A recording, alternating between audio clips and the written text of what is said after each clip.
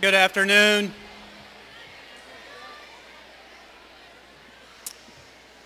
Mustang Scholars, may I have your attention, please? Thank you very much. I'd like to welcome our guest, our distinguished guests, our Mustang Scholars, as well as our future Mustang Scholars, and the scholars across the Flagler County School District.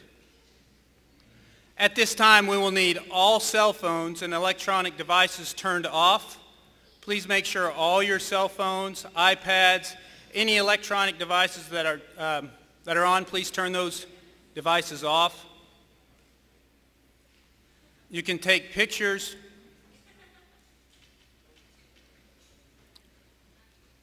At this time, I'd like to introduce to you the Matanzas High School Pirate Color Guard and singing the national anthem, our very own Mustang Scholar, Samantha Olson. Please stand.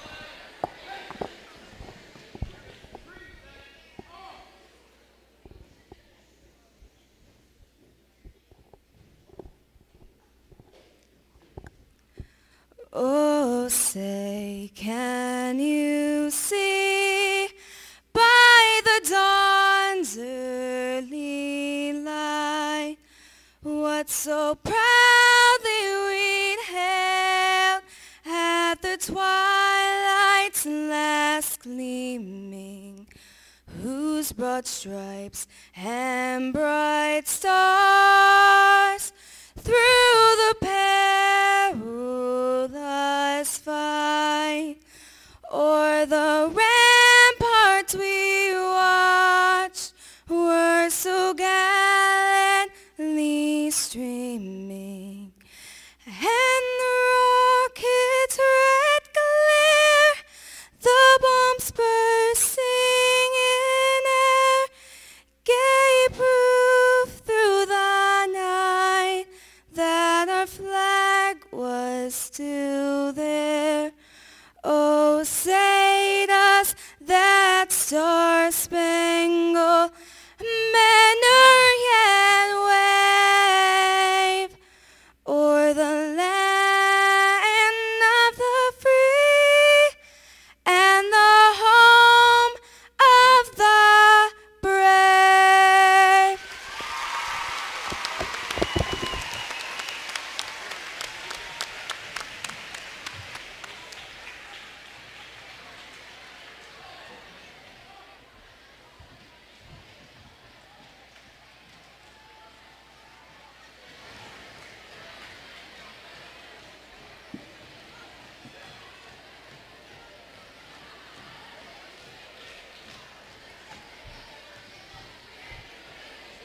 Mustang Scholars,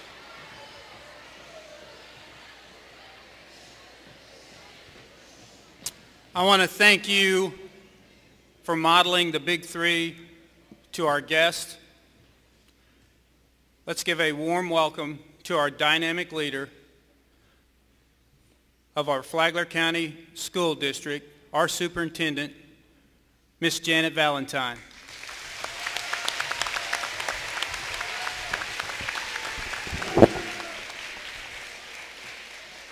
Welcome, students, community, teachers, faculty. This is so exciting. We have been waiting for this for, 3 months now? So this is our final culminating event. We want to welcome everyone here to ARIS. This is the largest STEM, standing for Science, Technology, Engineering, and Math, service learning project in the state of Florida, and I would not be surprised in the nation. So congratulations to all of you that have been part of that.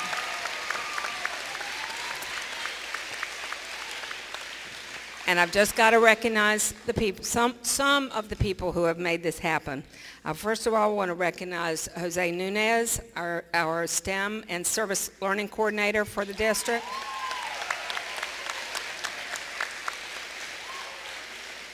Dana Housen and Tanisha Nelson Cheaptoe. As you can tell, Ms. Housen's actually going to be able to go up in space soon. So, I also just want to say thanks to Sabrina Crosby, our Special Projects Coordinator, and our Technology Department, who has been with us every step of the way. I'm also going to just recognize, not individually, but all of our city, county, and school elected officials. If you'll just stand and wave.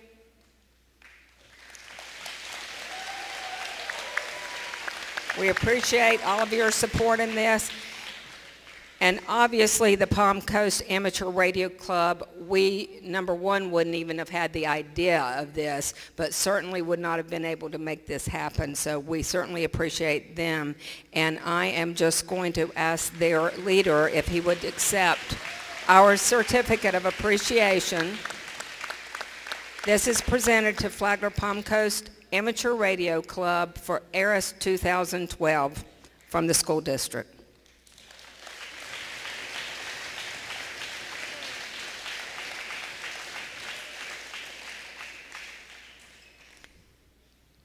And I know you guys are going to speak in a minute, but we had to say thank you. I also want to go ahead and have the teachers who have been so involved in this please stand and be recognized.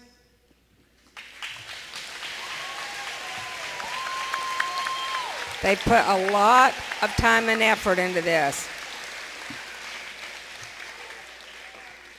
And again, now I want to recognize the students. We have student ambassadors and student presenters who have put a lot of time and effort in this, so please stand and be recognized.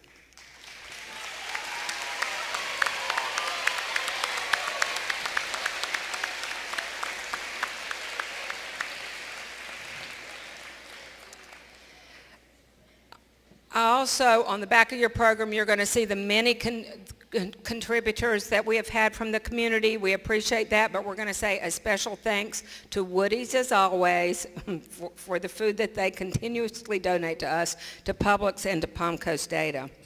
I also want to just mention one more time, and I know it's already been said, we need you to turn off all of your cell phones off because it can interfere with the connection, okay? And last of all, I would like to thank our color guard and also introduce now Mr. Charlie DiPaolo, who is going to give us a briefing on ARIS.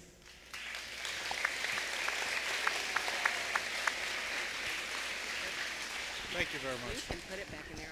Yeah, okay. Good afternoon, everyone.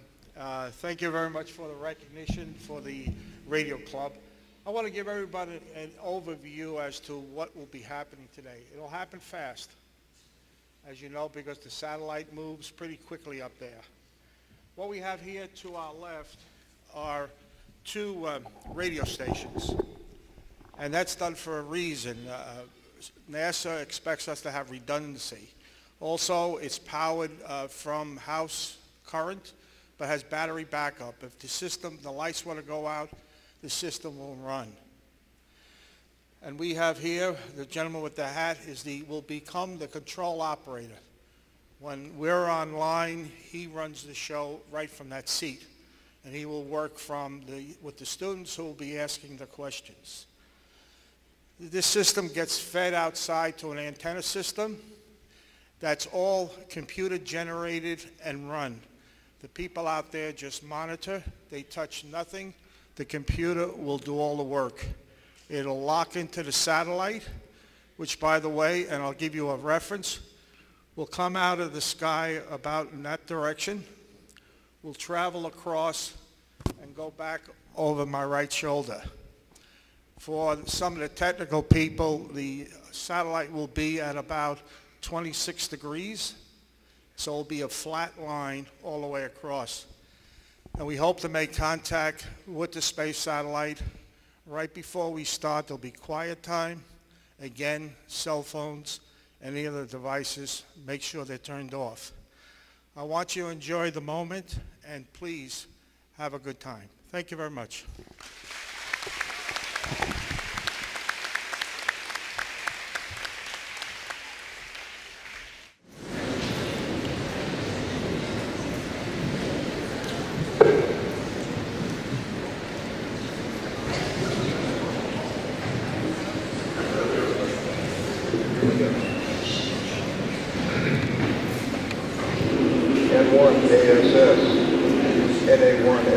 NA1SS, Whiskey 4, Fox Papa Charlie. Whiskey 4, Fox Papa Charlie, over.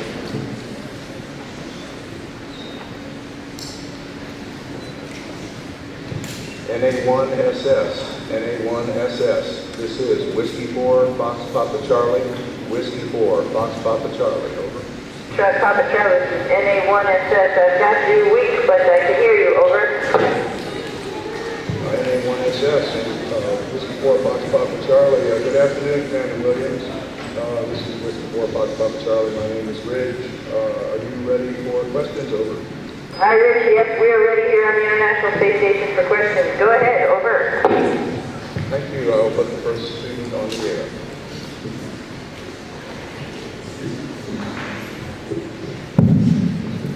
This is Juliana. What do you and your family members sacrifice to be able to travel in space? Over. Well, Juliana, I think the biggest thing we sacrifice is seeing each other. You know, we don't really get to choose when we go to space, and so you might miss birthdays, weddings, anniversaries, and even if somebody gets sick at home, and you don't really have a choice about when you're coming home. So if something happens to somebody back on Earth, I can't necessarily go see them. So I think that's probably the biggest sacrifice. We do have internet phone and video conferencing, so we do get to see them.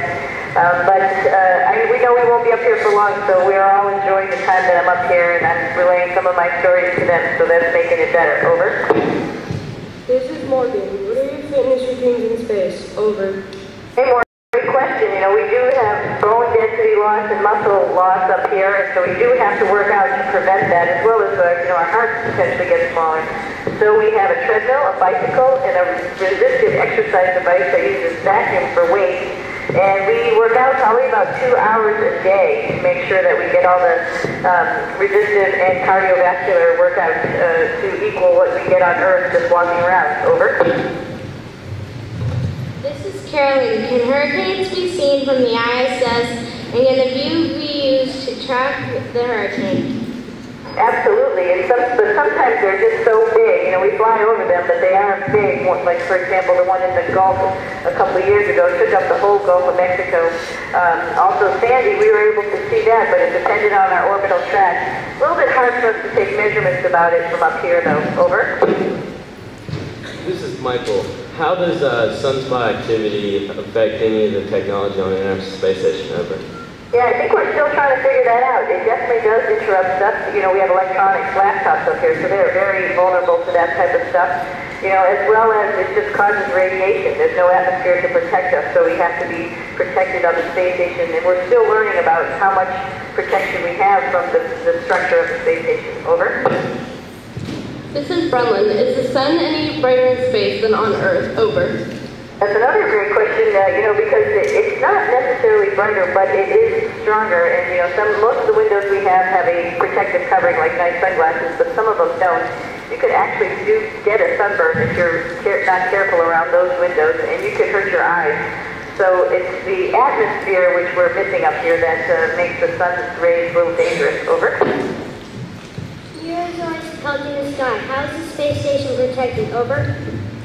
Well, the space station does get hit by what we call micrometeorites, small things, and we do see evidence of little divots where it's hit and made like a little crater because they're going very, very fast. Big meteors or meteorites we avoid by doing debris avoidance maneuvers, maneuvering the space station and actually doing a reboot so we get a higher altitude to miss them. Over.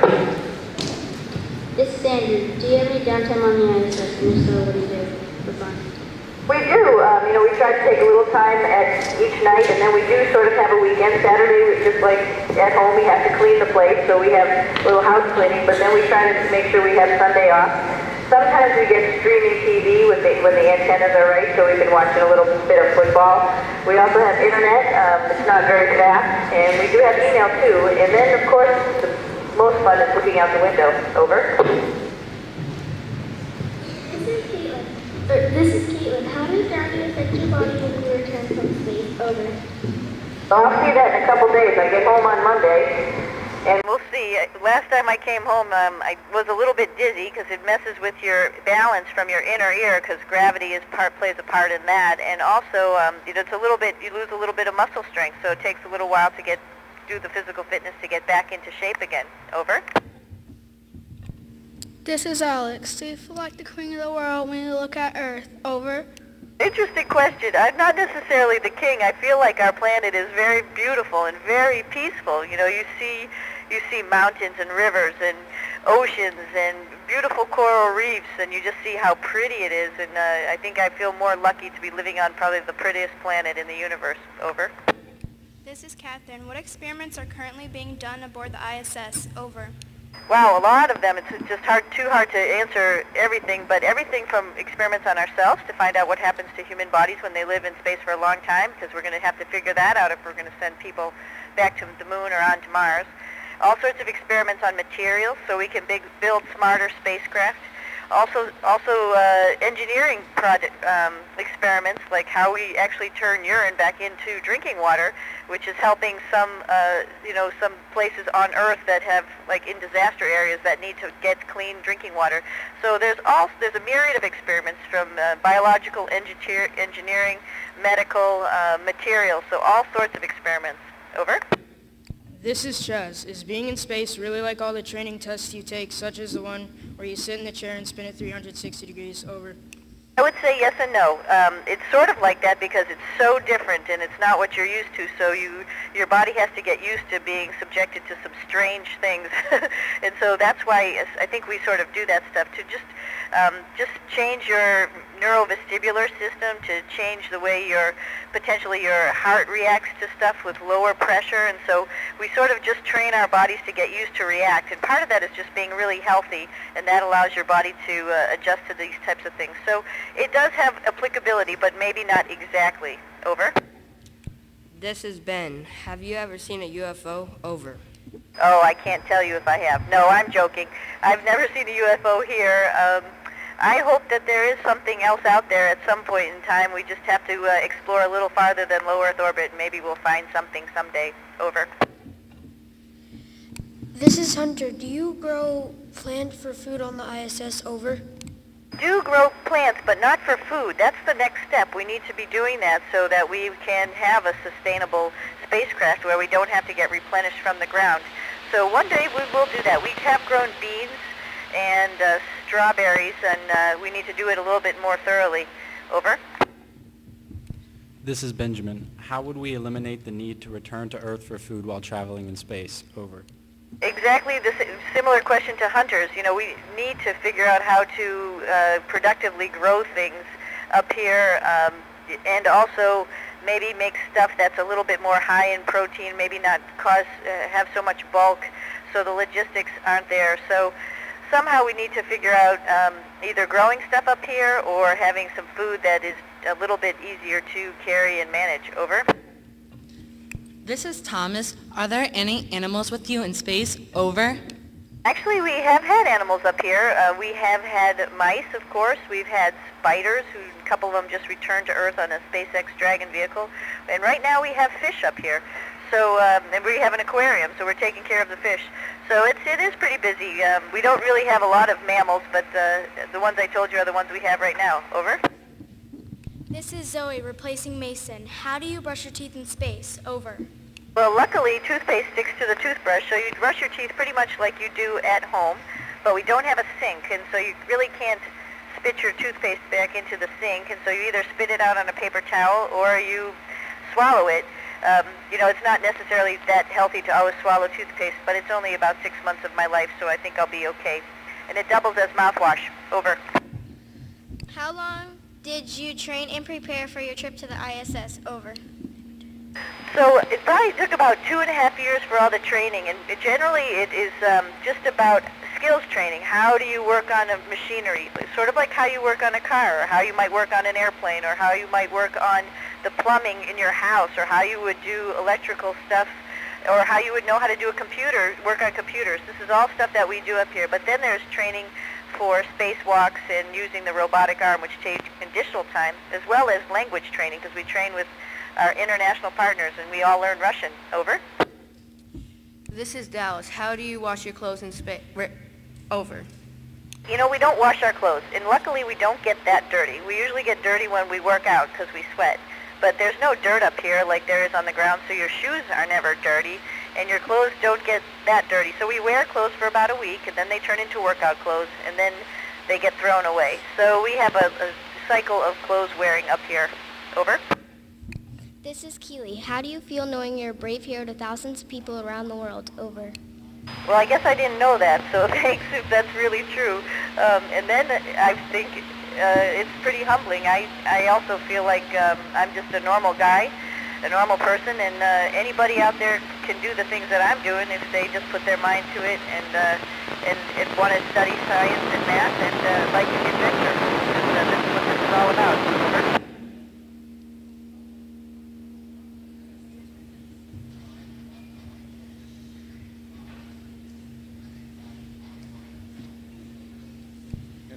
NA1SS, Whiskey 4, Fox Papa Charlie. Whiskey 4, Fox Papa Charlie, clear. There, they're gone. They're gone. We lost them. Yeah, we lost.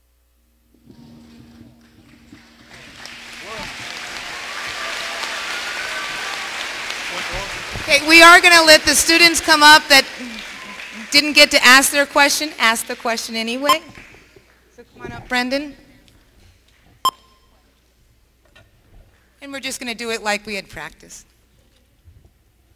What did you and your crew last accomplish on its last extravehicular activity? What is the temperature like in space? Why is it so important to exercise after a mission?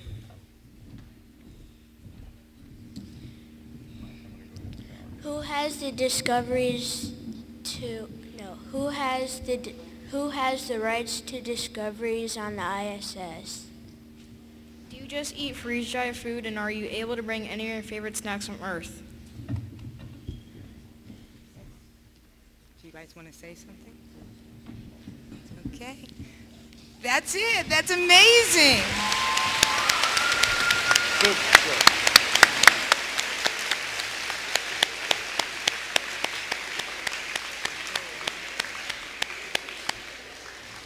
And we kind of knew that might have happened. We were hoping to get through all 24 questions, but we knew that it might be cut short. We take what we got, though. That was awesome.